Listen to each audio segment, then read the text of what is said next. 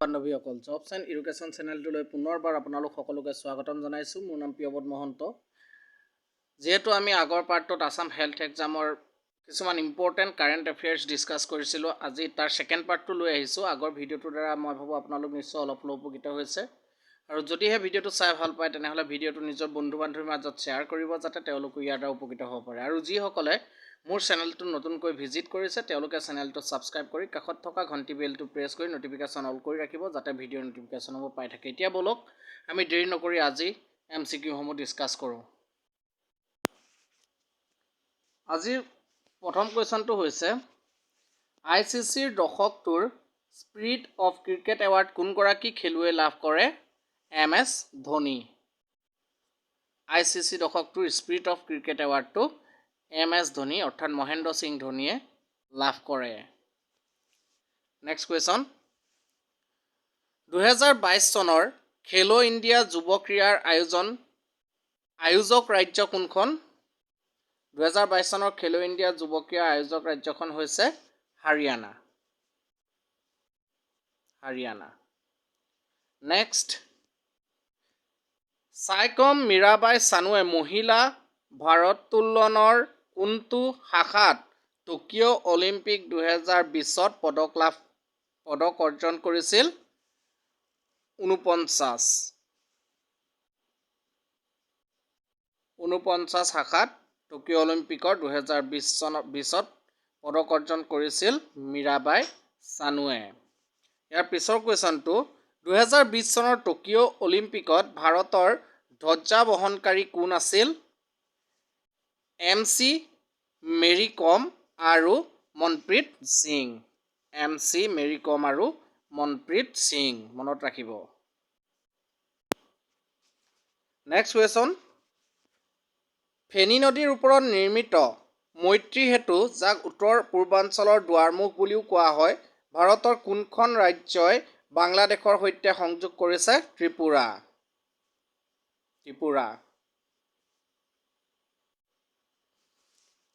আৰু ইয়াতে চাওক, মৈত্ৰী সেতু যাক উত্তৰ পূৰ্বাঞ্চলৰ কি বুলি কোৱা হয়?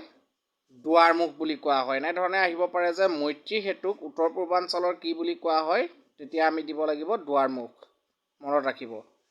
নেক্সট কুৱেশ্যন, 2021 চনৰ ৱৰ্ল্ড হেপিনেছ ৰিপৰ্ট অনুসৰি ভাৰতবৰ্ষৰ স্থান কিমান? 139। 2021 চনৰ ৱৰ্ল্ড হেপিনেছ ৰিপৰ্ট অনুসৰি ভাৰতৰ স্থান 119 বুলি কৈছিলোঁ প্ৰথম, 139। নেক্সট কুৱেশ্যন, বিজ্ঞান আৰু প্ৰযুক্তিবিদ্যা মন্ত্ৰালয়ে কোনখন ৰাজ্যত উত্তৰ পূৰ্বাঞ্চলৰ প্ৰথমটো উত্তম কেন্দ্ৰ প্ৰতিষ্ঠা কৰে? অৰুণাচল প্ৰদেশ। বিজ্ঞান আৰু প্ৰযুক্তিবিদ্যা মন্ত্ৰালয়ে অৰুণাচল প্ৰদেশত উত্তৰ পূৰ্বাঞ্চলৰ প্ৰথমটো উত্তম কেন্দ্ৰ স্থাপন কৰে। নেক্সট কুৱেশ্যন, 2020 চনৰ টকিঅ' অলিম্পিকত লাভলীনা বৰগোহাঁয়ে কোনটো পদক লাভ কৰিছিল? ব্ৰঞ্জ মেডেল লাভ কৰিছিল লাভলীনা বৰগোহাঁয়ে 2020 চনৰ টকিঅ' অলিম্পিকত। নেক্সট কুৱেশ্যন, 2020 চনৰ টকিঅ' অলিম্পিকত পোনপ্ৰথমে জেভলিন থ্ৰ'ত সোণৰ পদক লাভ কৰা প্ৰথমগৰাকী ভাৰতীয় কোন? নীৰজ চোপ্ৰা। নীৰজ চোপ্ৰাই 2020 চনৰ টকিঅ' অলিম্পিকত পোনপ্ৰথমে জেভলিন থ্ৰ'ত সোণৰ পদক লাভ কৰিছিল। নেক্সট কুৱেশ্যন, 2020 চনৰ টকিঅ' অলিম্পিকত ভাৰতৰ হৈ কোনে প্ৰথমটো পদক লাভ কৰিছিল? সাইকম মীৰাবাই চানুৱে টকিঅ' অলিম্পিকৰ 2020 চনৰ টকিঅ' অলিম্পিকত ভাৰতৰ হৈ প্ৰথমটো পদক লাভ কৰিছিল। ইয়াৰ পিছৰ কুৱেশ্যনটো, ক্ৰীড়াৰ সৰ্বোচ্চ বঁটা ৰাজীৱ গান্ধী খেল ৰত্ন বঁটাটো কাৰ সন্মানত নতুনকৈ নামকৰণ কৰা হৈছে? মেজৰ ধ্যান চান্দ। ক্ৰীড়াৰ যিটো সৰ্বোচ্চ বঁটা ৰাজীৱ গান্ধী খেল ৰত্ন বঁটা, সেইটোৰ নতুনকৈ নামকৰণ কৰিছে, আৰু সেই নামকৰণটো কি? কাৰ নামত নামকৰণ কৰিছে? মেজৰ ধ্যান চান্দ, মনত ৰাখিব। নেক্সট কুৱেশ্যন, 2020 চনৰ টকিঅ' অলিম্পিকত ভাৰতে কিমানটা পদক লাভ কৰিছিল? টোটেল 7টা পদক লাভ কৰিছিল টকিঅ' অলিম্পিক 2020ত ভাৰতে। নেক্সট কুৱেশ্যন, 2020 চনৰ টকিঅ' অলিম্পিকত ভাৰতে কিমানটা ৰূপৰ পদক লাভ কৰিছিল? 2টা। 2টা ৰূপৰ পদক লাভ কৰিছিল ভাৰতে 2020 চনৰ টকিঅ' অলিম্পিকত। নেক্সট কুৱেশ্যন, অসমৰ সৰ্বোচ্চ অসামৰিক সন্মান অসম বৈভৱ 2022 চনৰ বাবে কাক প্ৰদান কৰা হয়? ৰতন টাটা। ইয়াৰ পিছৰ কুৱেশ্যনটো, ভাৰত চৰকাৰে কোনটো দিনত ৰাষ্ট্ৰীয় পৰ্যটন দিৱস পালন কৰাৰ বাবে ঘোষণা কৰিছে? 25 জানুৱাৰী। 25 জানুৱাৰী দিনটো ভাৰত চৰকাৰে ৰাষ্ট্ৰীয় পৰ্যটন দিৱস হিচাপে পালন কৰাৰ কথা ঘোষণা কৰিছে। ইয়াৰ পিছৰ কুৱেশ্যনটো, ব্ৰহ্মপুত্ৰ কেকাৰ আৰু পলিমাৰ লিমিটেড উদ্যোগ অৱস্থিত ডেছ। লেপেটকটাত অৱস্থিত ব্ৰহ্মপুত্ৰ কেকাৰ আৰু পলিমাৰ লিমিটেড উদ্যোগ। ইয়াৰ পিছৰ কুৱেশ্যনটো, তলৰ কোনগৰাকী ভাৰতৰ প্ৰাক্তন মুখ্য ন্যায়াধীশৰ পিতৃ এগৰাকী মুখ্যমন্ত্ৰী আছিল? ৰঞ্জন গগৈ। ৰঞ্জন গগৈ ভাৰতৰ এগৰাকী প্ৰাক্তন মুখ্য ন্যায়াধীশ, তেখেতৰ পিতৃ এগৰাকী মুখ্যমন্ত্ৰী আছিল। নেক্সট কুৱেশ্যন, অসমৰ কিমানটা লোকসভা সমষ্টি অনুসূচিত জনজাতিসকলৰ বাবে সংৰক্ষিত? 2টা। অসমৰ 2টা লোকসভা সমষ্টি অনুসূচিত জনজাতিসকলৰ বাবে সংৰক্ষিত। ইয়াৰ পিছৰ কুৱেশ্যনটো, টকিঅ' অলিম্পিকত লাভলীনা বৰগোহাঁইয়ে কোনবিধ খেলত ব্ৰঞ্জৰ পদক অৰ্জন কৰিছিল? মুষ্টিযুদ্ধ। মুষ্টিযুদ্ধত লাভলীনা বৰগোহাঁইয়ে ব্ৰঞ্জৰ পদক অৰ্জন কৰিছিল। মুষ্টিযুদ্ধ মানে হৈছে বক্সিং। ইয়াৰ পিছৰ কুৱেশ্যনটো, 2021 চনত বিশেষ সেৱাৰ বাবে অসম আৰক্ষী বিভাগৰ কোনে ৰাষ্ট্ৰপতিৰ আৰক্ষী পদক লাভ কৰিছে?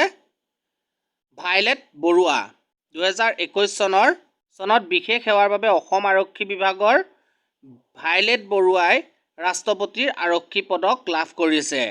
ইয়াৰ পিছৰ কুৱেশ্যনটো, IAF উইং কামাণ্ডাৰ হিচাপে নিযুক্তি পোৱা প্ৰথমগৰাকী মহিলা কোন? বৰ্ণালী গগৈ। IAF উইং কামাণ্ডাৰ হিচাপে নিযুক্তি পোৱা প্ৰথমগৰাকী মহিলা হৈছে বৰ্ণালী গগৈ। ইয়াৰ পিছৰ কুৱেশ্যনটো, গুৱাহাটী উচ্চ ন্যায়ালয়ৰ বৰ্তমান মুখ্য ন্যায়াধীশগৰাকী কোন? বৰ্তমানৰ মুখ্য ন্যায়াধীশগৰাকী হৈছে সুধাংশু ধুলিয়া। সুধাংশু ধুলিয়া হৈছে গুৱাহাটী উচ্চ ন্যায়ালয়ৰ বৰ্তমানৰ মুখ্য ন্যায়াধীশ। ইয়াৰ পিছৰ কুৱেশ্যনটো, 2020 চনৰ টকিঅ' অলিম্পিকত উত্তৰ পূব ভাৰতক প্ৰতিনিধিত্ব কৰা অসমীয়া ফটো জাৰ্নেলিষ্টগৰাকী কোন? গীতিকা তালুকদাৰ। গীতিকা তালুকদাৰে 2020 চনৰ টকিঅ' অলিম্পিকত উত্তৰ পূব ভাৰতক প্ৰতিনিধিত্ব কৰিছিল ফটো জাৰ্নেলিষ্ট হিচাপে। নেক্সট কুৱেশ্যন, বিজ্ঞান আৰু প্ৰযুক্তিবিদ্যা বিষয়ক এখন পত্ৰিকা সদ্যহতে দিল্লী আৰু তেজপুৰ বিশ্ববিদ্যালয়ৰ পৰা এখন অনলাইন অনুষ্ঠানৰ জৰিয়তে একেলগে মুকলি কৰা হয়। পত্ৰিকাখনৰ নাম কি? সন্ধান। ইয়াৰ পিছৰ কুৱেশ্যনটো, অসমৰ নেমুৰ কোনটো প্ৰজাতি গুৱাহাটীৰ পৰা লণ্ডনৰ বজাৰলৈ ৰপ্তানি কৰা হৈছে? গোলনেমু। অসমৰ গোলনেমু গুৱাহাটীৰ পৰা লণ্ডনৰ বজাৰলৈ ৰপ্তানি কৰা হৈছে। ইয়াৰ পিছৰ কুৱেশ্যন, সদ্যহতে মহাবাহু ব্ৰহ্মপুত্ৰৰ আৰম্ভণি আৰু অসমৰ 2খন দলঙৰ শিলান্যাস কোনে কৰিছিল? নৰেন্দ্ৰ মোদী। নৰেন্দ্ৰ মোদী ডাঙৰীয়াই মহাবাহু ব্ৰহ্মপুত্ৰৰ আৰম্ভণি আৰু অসমৰ 2খন দলঙৰ শিলান্যাস কৰিছিল।